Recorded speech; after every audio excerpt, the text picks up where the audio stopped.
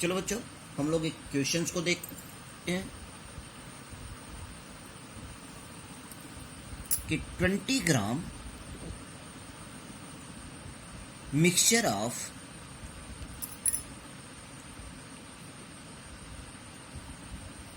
Na2CO3 and CaCO3 is gently heated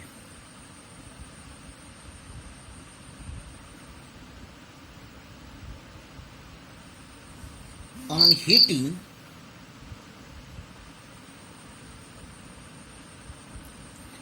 this sample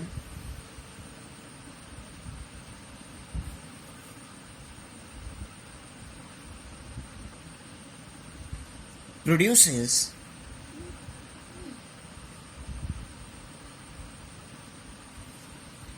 2.24 liter of CO2 at STP. Calculate the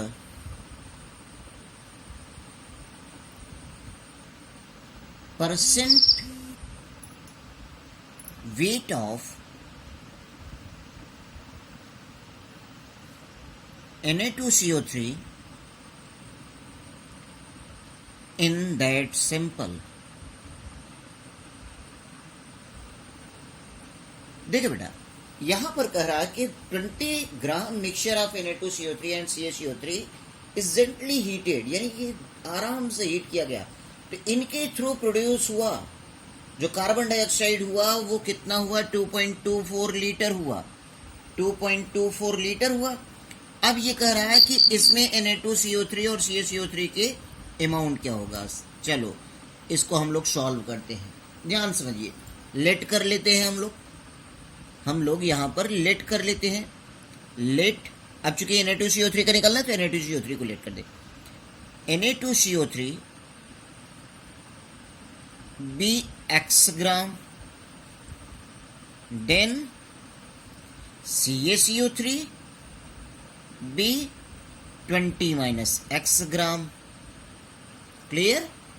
इतना हमने late कर लिया। अब आप ये जानिए कि Na2CO3 और CaCO3 इसको अगर हम हीट करते हैं तो आप एक चीज यहां पर आपको जानना होगा कि एल्कली मेटल के कार्बोनेट जो होते हैं on heating does not gives the carbon dioxide.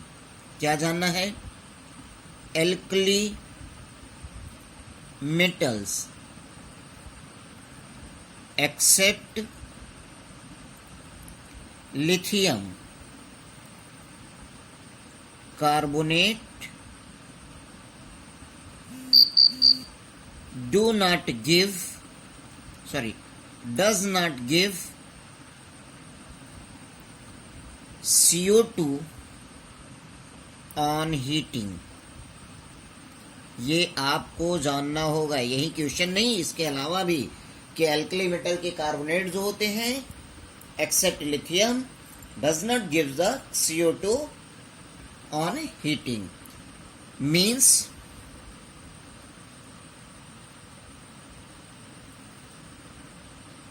In this sample only CaCO3 give CO2 on heating। यानी इस सिंपल में सिर्फ CaCO3 ही आपका देगा क्या? Carbon dioxide. चलिए अब हम यहां पर ले लेते हैं। इक्वेशन बनाया, CaCO3 on heating CaO CO2। अब according to equation 1 mole. Clear? अब इस 1 मोल की जगह पर हम क्या लिख सकते हैं भाई? ये ध्यान दीजिए, इसको हम लोग 100 ग्राम लिख सकते हैं, इसको हम 56 ग्राम लिख सकते हैं, इसको हम क्या क्या लिख सकते हैं, इसको हम लिख सकते हैं 44 ग्राम और 22.4 लीटर एट STP, ऐसा हम कर सकते हैं। क्लियर, ठीक है, अकॉर्डिंग टू ग्रेविमेट्रिक। अब यहाँ पर रिलेशन हम बनाएंगे ग्राम मास से वॉल्यूम का, यानी सेकंड रिलेशन। तो अकॉर्डिंग टू इक्वेशन हम कहेंगे 22.4 litre at STP, sorry 22.4 litre CO2 at STP formed by 100 gram CaCO3, ऐसा बोल देंगे। Therefore कितना लीटर प्रोड्यूस हुआ है, 2.24 लीटर।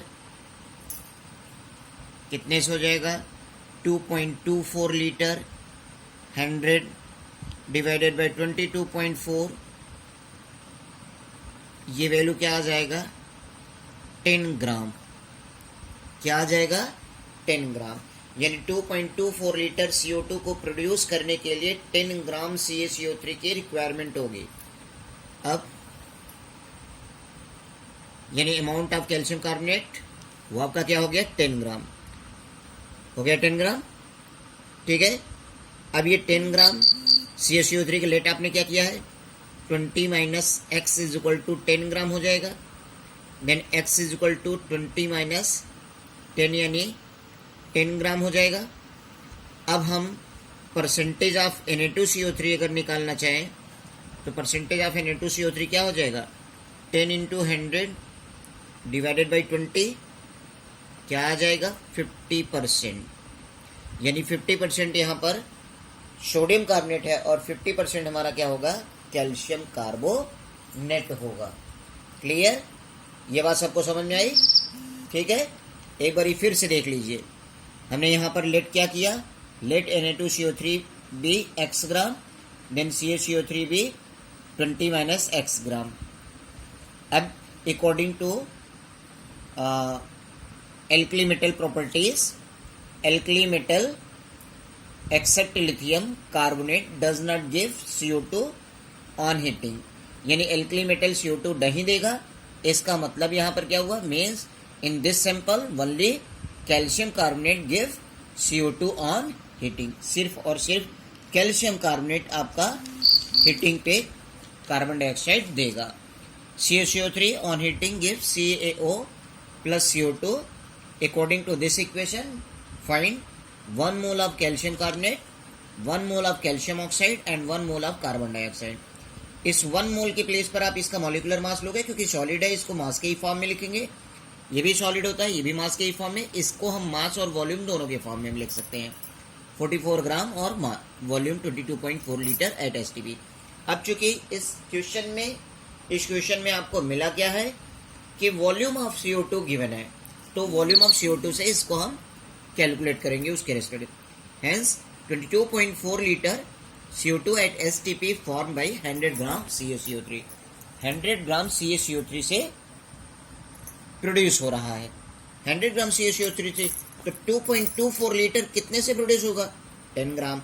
अब ये 10 ग्राम कैल्शियम कार्बोनेट का अमाउंट होगा, तो कैल्शियम कार्बोनेट का अमाउंट क्या बना है, 20 minus x is equal to 10 gram, then x is equal to क्या हो जाएगा, 10 ग्राम। अब परसेंटेज ऑफ Na2CO3 क्या हो जाएगा, Na2CO3 आपका क्या हो जाएगा, वो 50% हो जाएगा। क्या हो जाएगा, 50% हो जाएगा। क्लियर, बात सबको समझ में आ रही है, ठीक।